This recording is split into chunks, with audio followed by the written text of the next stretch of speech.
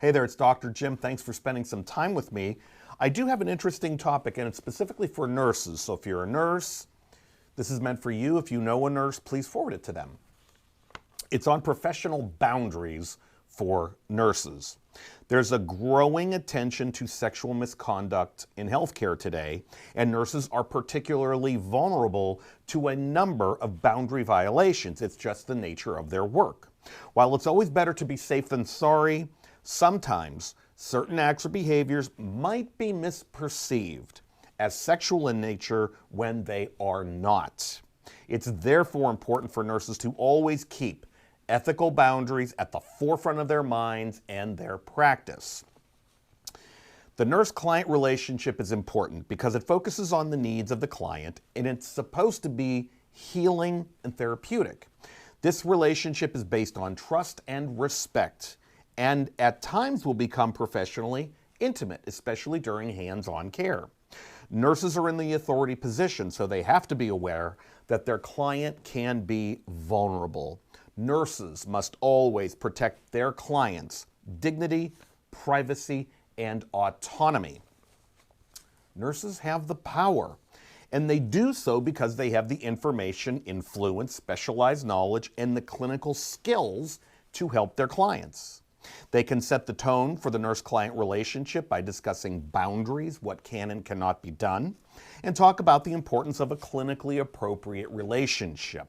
When a nurse places his or her needs above those of the client, they are definitely misusing their power and they're risking violating ethical boundaries. Very dangerous stuff. When a nurse violates ethical boundaries, he or she harms the client in a number of ways. They're doing harm. The focus should be on caring and healing, not taking advantage.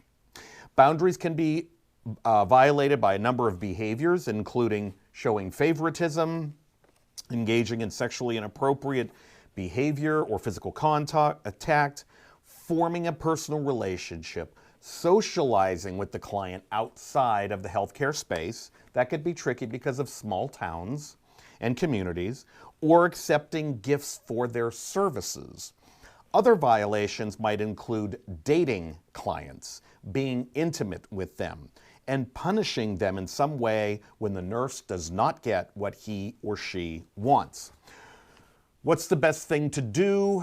Fall back on nursing principles, strong values and principles and ethics. Some boundaries are very clear-cut and others are not.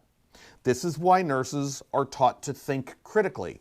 They're taught to use their best judgment. They should always also fall back on their principles as guides when boundaries might not be so clear. The nurse is, after all, always responsible for setting the tone of the relationship. It's not the client's responsibility.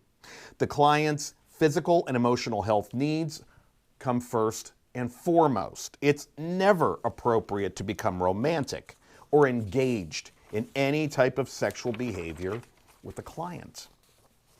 Socializing with the client must be reviewed carefully to make sure boundaries are not crossed. The same boundaries must be viewed when providing care to families or friends. To be honest, nurses should support one another, and if some kind of behavior seems inappropriate, nurses should be honest and talk to one another about these issues.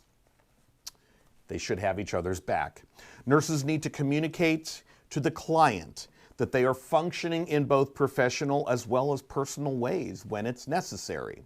They should not use private information against the client. They should not disclose information, touch too much, humiliate, or accept gifts from their clients. There are a lot of not do, don't do, stay away from these types of behaviors. But here's my takeaway. In many states around the country, nurses are now mandated to annually take continuing education courses on sexual misconduct and boundary violations. While sexual boundaries have been crossed for many years in not only healthcare, but let's be honest, in almost every industry out there, there is a major spotlight in healthcare on nurses currently. It is therefore important for nurses to protect themselves, understand boundaries, and rely on their principles to remain professional and to avoid ethical violations. I'm Dr. Jim. Subscribe to my YouTube channel. I would really love it.